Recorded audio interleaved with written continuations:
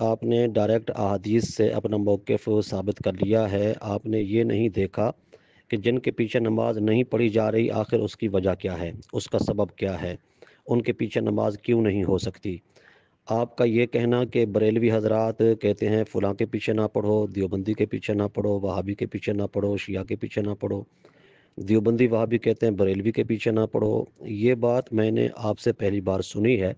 کہ کوئی دیوبندی وہابی کہتا ہو کہ بریلوی کے پیچھے نہ پڑھو۔ ہمارے پیچھے الحمدللہ ہر کوئی پڑھتا ہے، بریلوی کے پیچھے ہر کوئی پڑھتا ہے، دیوبندی وہابی یا شیعہ کے پیچھے پڑھنے میں ہمیں تردد ہے، ہم نہیں پڑھتے،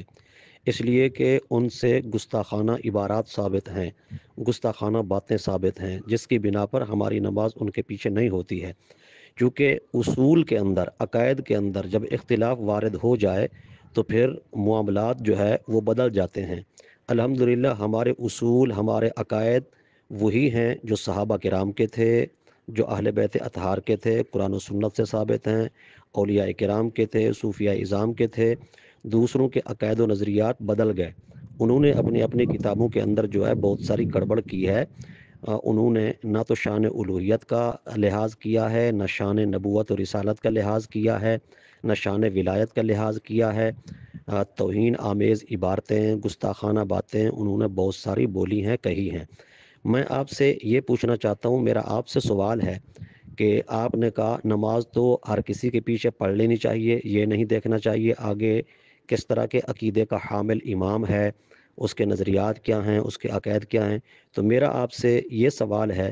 آپ ہر کسی کے ساتھ اپنا لین دین کاروبار کر سکتے ہیں؟ چاہے وہ لٹیرا ہو، چاہے وہ چور ہو، چاہے وہ ڈاکو ہو، چاہے وہ خائن ہو،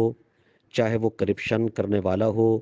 چاہے وہ لوٹ مار کے اندر مشہور و معروف ہو، کرپشن کے اندر مشہور و معروف ہو، لین دین کاروبار تجارت معاملات کے اندر گڑبڑ کر دینے والا ہو، جی، پیسے لوٹنے والا ہو، کاروبار کو کھا جانے والا ہو، کیا آپ اپنا 10 لاکھ، 20 لاکھ، 15 لاکھ اس کے ساتھ شامل کر کے کاروبار میں شرکت کر کے کاروبار کریں گے؟ بتائیے۔ اگر آپ دنیاوی معاملات میں اتنے بڑے چست و چلاک ہیں، اتنے بڑی آپ چستی اور چلاکی کا مظاہرہ کرتے ہیں کہ میرے 10 لاکھ، میرے 15 لاکھ ڈوب جائیں گے، ضائع ہو جائیں گے، ایسے شخص کے ساتھ جو خائن ہے، بددیانت ہے، کرپشن کرنے والا ہے، بدعنوان ہے، میں اس کے ساتھ کاروبار نہیں کروں گا۔ تو بتائیے، دین کے معاملات، ٹھیک ہے، دین کی عبادات، نماز ہو، عبادات ہوں، ریاضات ہوں، تو یہ ہم ہر کسی کے ہاتھ کیسے دے سکتے ہیں؟ جی، ہر کسی کے ہاتھ میں کیسے بیچ سکتے ہیں؟ ہمارا تو ایک ایک سجدہ قیمتی ہے، ایک ایک سجدے کی قیمت، ایک ایک نفل کی قیمت قیامت کے دن پتہ چلے گی، ٹھیک ہے، قیامت کے دن ہمیں ان کے اجر و ثواب کا پتہ چلے گا۔ پھر ایسا نہ ہو کہ ہم قیامت کے دن امید کر کے جائیں کہ ہماری نمازیں، ہماری عبادات قابل قبول ہوں گی، پھر پتہ چلے کہ ہماری فلاں نماز ضائع ہو گئی تھی، فلاں نماز ضائع ہو گئی تھی، فلاں عبادت ضائع ہو گئی تھی۔ لہذا نفع نقصان جیسے دنیا کے معاملات میں ہے، ایسے دین کے معاملات میں بھی ہے، یہاں بھی سوچ سمجھ کر قدم اٹھانا چاہیے، سوچ سمجھ کر جو ہے سارے معاملات دیکھنے چاہیے۔